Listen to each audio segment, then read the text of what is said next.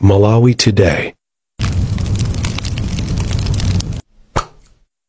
Manja okwana 15,890 amboma la Neno omwe akuvutika ndi njala pano dzulo ayamba kulandira thandizo la chakudya kuchokera ku boma. Ripoti lochenjeza za njalayi la EMVAC linati anthu 156,000 mboma la Neno akhudzika ndi njalayi. DC wa boma la Neno a Rosemary Nalasha ati bomali kudzera mu ofesi yawo akhazikitsa ndondomeko zofuna kuthana ndi njala monganso kulimbikitsa ulimi wa mthirira komanso ulimi wa ziweto. Kuchokera ku Neno, Steve Kalungwe walemba ripoti ili. DC wa boma la Neno a Rosemary Nalasha wati boma likuyenera kuonjeza chiwerengero cha anthu omwe apindule ndi thandizo la chakudya m'bomalo. Iwo ati kaununu wa EMVAC pamwe njala ikhudzire dziko lino anasonyeza kuti 40% ya chiwerengero cha anthu ku Neno alibe chakudya. Tsiku la pamwamba kwa anthu aku Neno kuti tikukhazikitsa ntchito imeneyi yolandira chakudya. Ntchito iyi imene tayambamu boma latipatsa kuti tigawa kuno ku Neno chakudya kwa miyezi 6. Uno tikugawa wa November, December ikabwera tigawanso chimanga china mpaka na tikwanitse miyezi 6. Tikuthokoza kwambiri government ya Professor Arthur Peter Mutharika kuti iyeyo wayika chidwi pa nkhani ya njala muno Malawi. Chifukwa ngati anthu amalira ndi nkhani yake ndikudya basi. Ngakhala tamasawa ndiyo koma ufa ukakhalapo pakhomo munthu amakhala mfulu. Ndipo phungu wa nyumba ya malamulo kumwera mbomali amuti Anita Mbala nawo apempha boma kuti liganizire zomanga ADMAC mdera fumu ikumlauli kuti anthu asamayende mtunda utali pokagula chimanga. Ngakhala anthu ena amatiuza kuti tizadya katatu, mwini wake oti adzinena zoti tizadya katatu ndi Professor Arthur Peter Mutharika. Chifukwa Professor Arthur Peter Mutharika ndi amene amadziwadi kuthana ndi njala. Pa kampeni choyambirira amanena kuti tidzathana ndi njala komanso tifuna anthu alime. Panopa akungochita zimene analonjeza. Amanenanso kuti choyamba tisanachite zonsezi tizaonetsa kuti anthu apulumuke kaye. Kuno ku Neno South ngati kuli maboma amene amalira ninja zaka zonse kuno kungakhale kulima kumakhala kovuta. Ndipo mmodzi mwa omwe alandira chimangachi Afero Bika wayamikira boma kamba kathandizoli. Ripoti la EMVAC idasonyeza kuti anthu 4.1 million ali pavuto la njala m'dziko lino. Mtsogoleri wa phungu otsutsa boma mnyumba ya malamulo a Simplex Chichola Banda watalimbikitsa mgwirizano pakati pa phungu otsutsa boma mnyumbayi kuti akwaniritse cholinga chawo.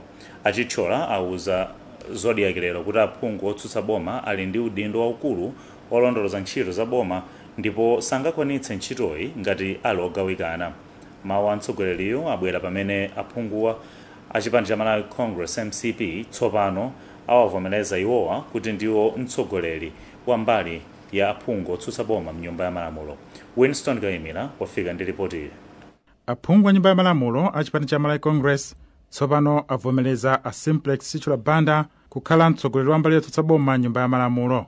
Izi zadza pomwe patenga masiku angapo aphungu ena achipanichi akusonyeza kusagwirizana ndi zomwe mtsogoleri wa MCP Lazarus Chakwera anachita posankha Chichola Banda pa udindowu. Ndipo Chichola Banda akuti ndi okonzeka kuyanjanitsa aphungu achipanichi kuti athe kugwira ntchito mokomera nzika za dziko lino. Ndale za demokrasi imathandizira kwambiri kuti anthu amasuke anene zakukhosi mwina ntchito musanayambe kugwira. So mwina ndinene pano kuti ntchito yanga yayikulu kwambiri pano ndikupangitsa kuti a opposition akhale ogwirizana kuti ntchito yotsutsa nyumba ya malamulo ikhale yamphamvu kwambiri. Katswiri pa nkhani za ndale a George Phiri wati akukhulupirira kuti Chichola Banda agwira ntchito yawo mwa ukadaulo. Leader of opposition amachita lead osati chipani chake chokha komanso zipani zotsutsa chifukwa zimakhala kuti mtsogoleri wawo ndi leader of opposition yemweyo. Ndiye ndikukhulupirira kuti sankhidwa kwa Chichola chakukhulupirira kuti iwo akhoza kugwira ntchito yabwino imene ikhoza kuthandizira dziko lino kuti zinthu ziyende bwino. Mtsogoleri wa chipani cha Malawi Congress Lazarus Chakwera wasankhanso a Moses Kunkuyu kukhala mkulu osungitsa mwambo wa phungu wa chipani cha Malawi Congress nyumba ya malamulo komanso a Monica Chang'anamuno ngati wachiwiri kwa Kunkuyu mwa maudindo ena. Winston Kaimira, Zodiac Lilongwe. Ndipo munkhani ina yokhudzanso nyumba ya malamulo, Speaker wa nyumba ya malamuloyi Samia Suleiman wachenjeza aphungu a nyumba ya malamulo kuti salola kuti ndale komanso ulesi zisokoneze ntchito za nyumbayi maka m'makomiti otsatira momwe mabungwe ndi nthambi zina zaboma zikugwirira ntchito yake. Suleiman anena izi kuti Lilongwe pamwambo ophunzitsa aphungu ntchito za makomiti a nyumba ya malamulo omwe akuchita patsogolo pa msonkhano wa nyumbayi omwe ukuyamba lachitatu likudzali. Kumbali yake mmodzi mwa akuluakulu ku bungwe la UNDP kuno ku Malawi Achika Charles Aniekwe wati anthu mdziko muno amavutika ngati makomiti a nyumba ya malamulo akulephera ntchito yawo yoona momwe mabungwe ndi nthambi zaboma zikugwirira ntchito kalondolondo nkhani ina. Kenford Mdima walemba ripoti. Sipikala wa nyumba ya malamulo Asamiya Suleiman wati akudziwa kuti nyumba ya malamulo ndi andale koma salola kuti chipani cholamula kapena zipani zotsutsa zisokoneze ntchito za nthambi ya bomayi. Iwo ati achilimika kuti makomiti a nyumba ya malamulo adzilandira ndalama zokwanira zogwiritsa ntchito mcholinga choti adzitsata momwe nthambi za boma zikugwirira ntchito. Suleiman atinso utsogoleri wawo susekerera ulesi pomwe ati apa mpando wa makomiti a nyumbayi olephera ntchito adziwa chotsa pa udindo. Ndimafuna kuti nditengerepo mwayi kuwauza amene akubwera m'makomitimu kani machairman ndi gulu lawo kuti ine ngati speaker ndikufunisisa kuti makomitizi amenewa agwire ntchito. Tisayiwale chimene tabwerera ku parliament ngati ma MPs tabwera kuno chifukwa amalawi atituma. Iyi ndi ntchito, sitinabwere kuno kuti tizingotchulidwa ma honorable members iyayi basi iyayi, koma tigwire ntchito yotiyenereza pa honorable. Mmodzi wa akuluakulu ku UNDP Malawi Achika Charles Aniekwe watsindika kuti zokambirana za nyumba ya malamulo zimadalira makomiti a nyumbayi ndipo wapempha aphungu kukhala ogwirizana posatengera zipani zawo. The chambers is where debates happen. Mnyumba ya malamulo ndipo mwe zonse zokambirana zimachitikira. Koma komiti ndi komwe aphungu a nyumba ya malamulo amazukuta zinthu mwakuya kuti zinthuzi zipite mnyumba ya malamulo akazimalizitse. Sabata yatha aphungu 224 awalumbiritsa zomwe zikutanthauza kuti tsopano ayamba ntchito yoyimirira maderawo komanso dziko lino. M'malo mwa Zodiac ndine Kenford Mdima. Bungwe la anthu achalubino la Persons with Albinism APAM lati 70% ya anthu achalubino ali ndi kansa ya pakhungu ndipo anthu okwana 5% mwa chiwerengerochi ndi amene amachira ku nthendayi. Mkulu wa bungweli Maynard Zakaria wati mwa zina zomwe zikupangitsa kuti vutoli likule ndi kusapezeka kwa mafuta otetezera khungu la anthu akudzuwa maka mzipatala zaboma zakumidzi. Katswiri pa nthendayi Dr. Esther Mzumala watsimikiza izi koma wati ambiri sapulumuka ku nthendayi chifukwa choti sapita mzipatala msanga. Zambiri mulipotili lomwe alemba ndi Irene Kaira. Mkulu wa bungwe la anthu amene ali ndi khungu la chialubino APAM amene ali Zakaria wati 95% ya anthu a chialubino amene amawapeza ndi kansa ya pakhungu amamwalira, zomwe zimachititsa ambiri kuti aziganiza zochotsa moyo akawapeza nayo chifukwa chosowa chiyembekezo. Iwo ati chiwerengero cha anthu a chialubino omwe pano akudwala nthendayi ndi chachikulu maka m'madera kumidzi, koma ngati bungwe alibe chiwerengero chenicheni. Malingana ndi marekodzi athu ife ngati bungwe anthu 70% ali ndi kansa, koma ndikhupa kuti lingakhale ndi rekodi ya wina aliyense ndikukhulupirira kuti mwina chiwerengero chimenechi nchokwerapo kusiyana ndi zimene tili nazo m'mabuku mwathu. Ndinene pano kuti 70% ya anthu amene ali ndi kansa anthu amene amachita survive kuti achira kansa imene samakwana 5%. Ambiri akakhala kuti apezeka ndi kansa imeneyi kwambiri zimathera kufa.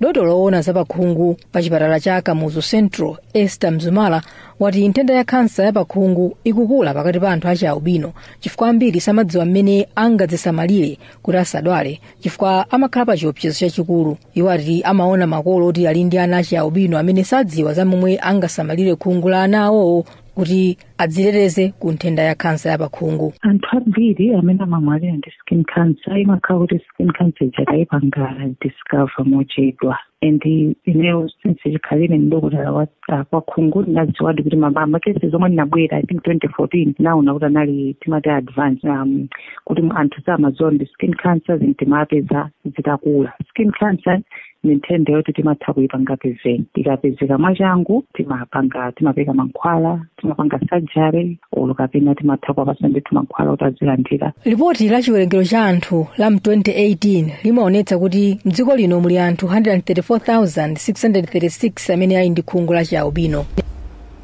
Tikadali pa nkhani za umoyo, boma la dziko la Norway latsindika za chidwi chake chotukula ntchito za umoyo mdziko muno popereka thandizo lokwanira kuti anthu adzitha kuthandizika mokwanira.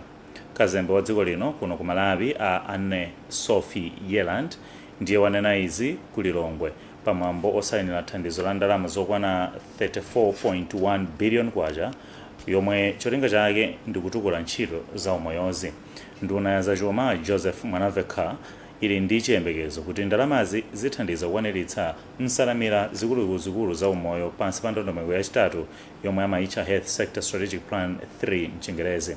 Dickson Chivwatigondo wadza ndi nkhani yonse. Dziko la Norway kuno ku Malawi Anne Sophie Yeland wati dziko la Malawi limakumana ndi mavuto osiyanasiyana ku nkhani za umoyo mpaka iwo apereka thandizoli kuti athane ndi ena mwa mavutowa. Iwo atsindikanso kuti apitiriza kuthandiza dziko lino ndi cholinga choti ikwaniritse masomphenya ake achitukuko. Nduna yona zachuma Joseph Mwanamveka yayamikira boma la Norway kamba kothandiza dziko la Malawi m'magawo osiyanasiyana monga za umoyo, chakudya komanso za ulimi. Ndithokoze boma la Norway potithandiza. Leroli atipasa ndalama pafupi $19 million. Malawi kwacha ndi 34.1 billion zomwe atithandiza. Ndalama zinazi zapita ku nduna wa za umoyo, Ministry of Health. Komanso atithandiza ndi almost $8.3 million. Imene pafupi ndi 22 million Malawi kwacha. Imene atithandiza pamene unduna wa zachuma komanso a Minister of Foreign Affairs tinakumana ndi maambassador athu, ma health commissioners ndi oyimira maiko awo kuwapempha kuti atithandize kumbali ya chakudya. Chaka chino chokha boma la Norway lapereka 55.7 billion kwacha ndipo mwa ndalamazi 34.1 billion kwacha igwira ntchito mu ntchito za umoyo pamene 22.9 billion kwacha ithandizira pa ntchito yobweretsa chakudya mdziko lino. Malo mwa Zodiac ndine Dickson Chivwatigondo.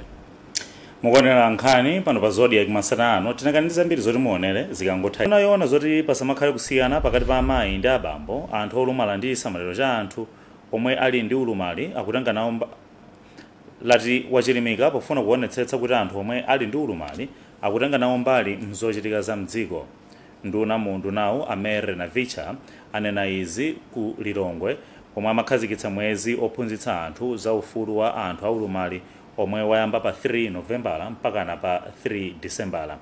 Ndipo wachiwiri kwa mkulu wa bungwe la Federation of Disability Organization in Malawi Fedoma Askada Lewis wati zambiri zikuyenera kuchitika kuti anthu omwe ali ndi ulumali adzitenga nawo mbali zochitika kuphatikizapo kasankhidwe ka anthu m'maudindo.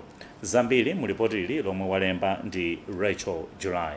Poyankhula atakhazikitsa mwezi wophunzitsa anthu za ufulu wa anthu aulumali, nduna yoona kuti palibe kusiyana pakati pa amayi ndi abambo pa ntchito anthu aulumali ndi chisamaliro cha anthu. Amere Navicha ati kuyang'anira pansi anthu omwe ali ndi ulumali, kusalana komanso kumanga nyumba zosayenera ndi anthu omwe ali ndi ulumali ndi ena mwa mavuto omwe akutsamwitsa ntchito yolimbikitsa anthu omwe ali ndi ulumali kutenga nawo mbali mu ntchito zachitukuko.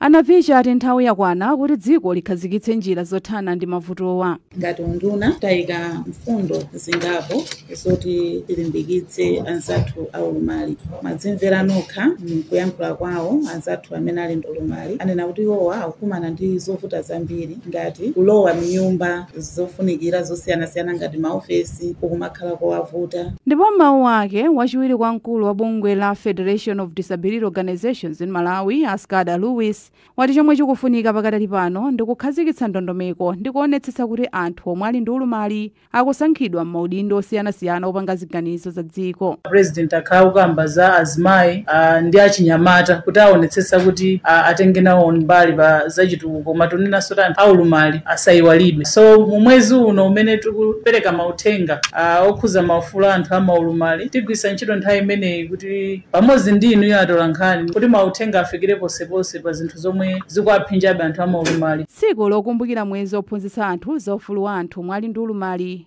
likumbukiridwa pa 3 Disemba kuyamba ngweni m'boma la Mzimba.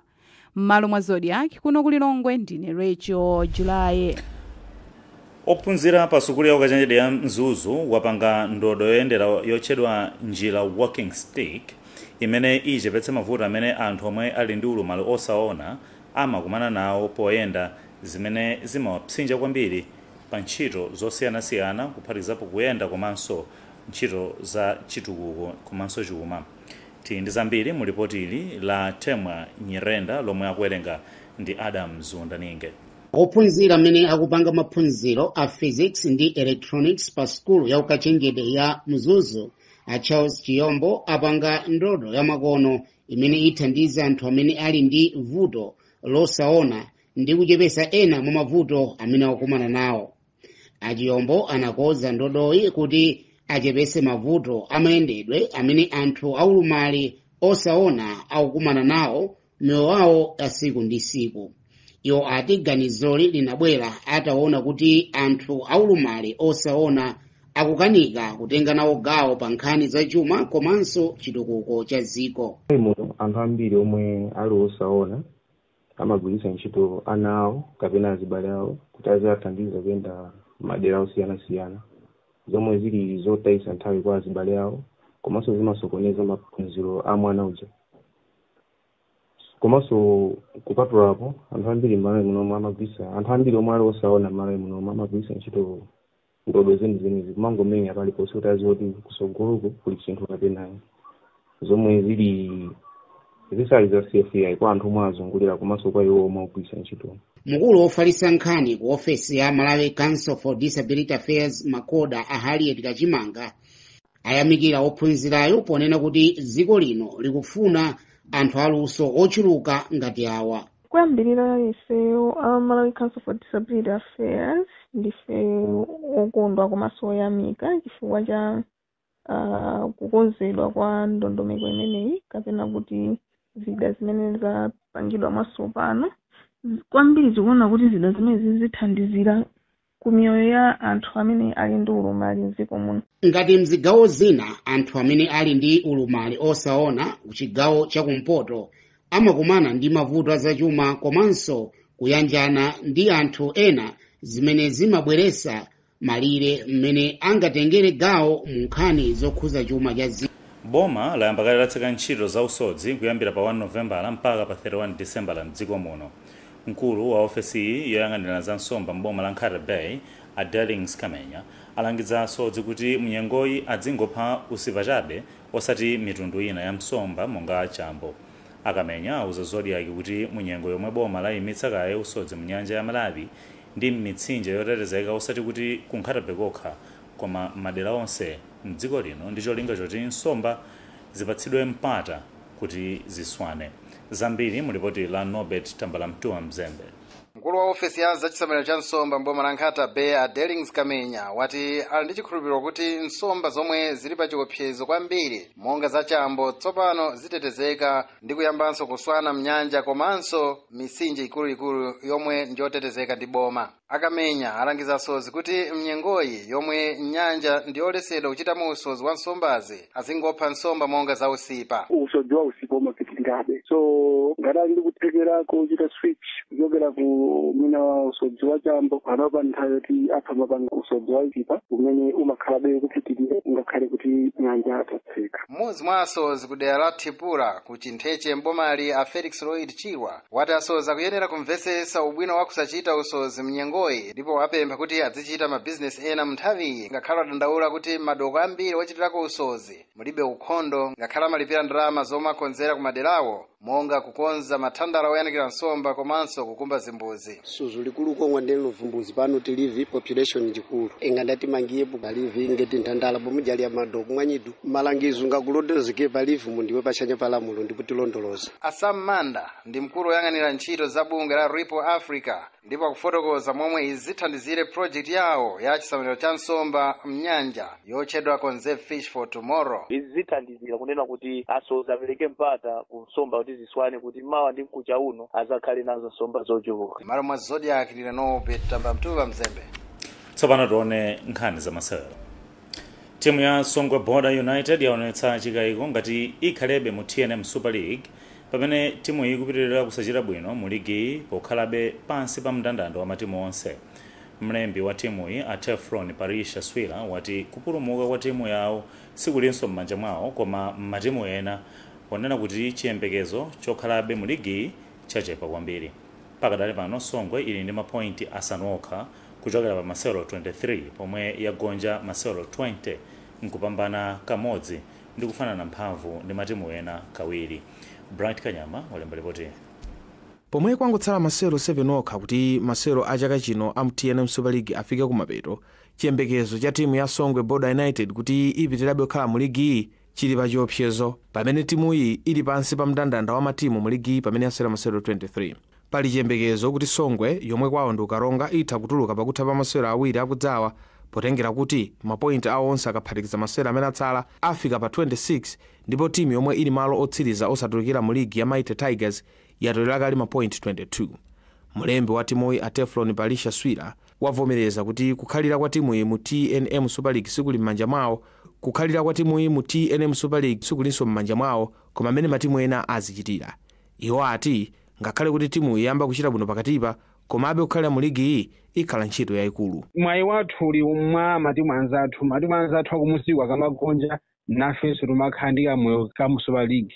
Kumano ngati klebo ya kumusiku ita masuntha choncho kuti matimu apanga choncho ife ndino tipampani pano otani oseseleka. Oyankhula pa zamasewero apari Chinyama wayamikira timu iyi kuvomereza mmene zinthu zilili pakadali pano komabe wayipempha kuti ipitirize kulimbikira kuti izitenga mapointi m'masewero kuti izitenga mapointi m'masewero a mu Super League kumbali ina ikukonzekera za tsogolo lake ngati ingatuluke mu ligi. Achita bwino kuvomera mwansanga ifande kuti ayambiratu plan amene akachite akabwerera buyo mfwa kuti achedwe kuvomera ziyavutanso kachita plan akamakapita kulowa ligi. So achitiratu kuvomereza mwachangu ndi kuti akhalano akukonza za kutsogolo kumene atapita. Pakadali pano Songwe Border United yatolera mapointi asanu okha pa masewero 23 pamene inapambana kamodzi kufanana mphamvu kawiri komanso kugonja masewero 20. Timu iyi ili malo otulukira mu ligi limodzi ndi matimu a Mzuzu City Hammers ndi Goshen City Dynamos. Malo mwa Zodiac ndine Bright Kanyama. Pakadali pano mantha inanso akula pakati pa anthu otsatira timu ya Goshen City Dynamos kutsatira kusachita bwino kwa timu iyi mu ligi ya TNM chaka chino, ngakhale kuti akuluakulu oyendetsa timu iyi atitsimikizira komanso kutsimikizira iwo kuti situluka timu iyi mu ligi. Timu iyi yasewera masewero okwana asanu osapambana ndipo pa masewero yakwanitsa kupeza pointi imodzi mwa mapointi 15 ofunikira ndipo ili pa nambala 14 mapointi okwana 22 masewero okwana 22. So mkulu oyendetsa ntchito za timu ya Goshen City Dynamos Gaston Kamkosi Banda wati kusachita bwino kwa timu iyi nchifukwa choti osewera ena a timu iyi ngovulala. Ernest Gama walemba ripoti lomwe akuwerenga ndi Sam Banda. Ngakhale inapeza thandizo la ndalama zokwana 1.2 billion kwacha kuchoka ku kampani ya Goshen City, timu ya Dynamos ikupitirira kusachita bwino mu ligi ya TNM. Pakadali pano timu iyi ili pa namba 14 ndi mapoint 22 pa masewero 22 ndipo ili mgulu la matimu atatu omwe atha kutuluka mu ligi chaka chino. Mkulu oyendetsa ntchito za timu iyi Gaston Kamkosi Banda wati kusachita bwino kwa timu iyi ndi chifukwa choti osewera ena ndi ovulala koma ali ndi chikhulupiriro kuti masewero omwe akubwera kutsogoloku ichita bwino. Akamkosi Banda atiuza kuti aphunzitsa timu iyi komanso osewera ndi odzipereka kuti achite bwino pa masewero omwe atsala kuti isatuluke mu ligi yayikuluyi. Timu yakhala isakuchita bwino masewera ngapapitawa zomwe zapangitsa kuti tioneke kuti ili pa chiopsezo choti tikhoza kutuluka mu ligi. Koma ndikhoza kutsimikizirani kuti ena mwa mavuto amene tinali nawo akonzedwa, kuphatikizirapo kuti tinali ndi mainjale ama key players angapo zomwe zinapanga affect kupezeka kwa anyamata omwe timawadalira komanso kuwakhulupirira kwambiri. Koma zonsezi khulupiriro padakali pano zonse zili bwino mainjales kuti nawo mawiri atatu koma osadetsa nkhawa kwenikweni ndipo tili ndi chikhulupiriro kuti timu iyamba kuchita bwino. Katswiri pa nkhani za masewero Christopher Njeula wati ngakhale timu isa kuchita bwino mu ligi mwayi oti singatuluke ukadalipo ngati tachita bwino pa masewero otsatirawa. Matimu zamene ali kupansi imodzi amwayiwo ndi Dedza Dynamos kuti akhoza kupanga survive motani. Technical panel nthawi zambiri amakhala ndi ntchito makamaka noti kamafika kumapetopeto kwa ndime ya TNM Super League. Chifukwa ndiye kuti matimu ena akufuna kutenga championship mu first round. Ndiye kuti technical panel akakhala ochenjera amakhala pansi mkuona kuti kodi titasewera nayo timu imene mwina ndime yoyamba tinachita motani. Ndikuona kuti mona floka ndi muti imene angalimbikitse ndi muti. Goshen City Dedza Dynamos isewera ndi Silver Strikers lachinayi kudzali pa bwalo la Dedza.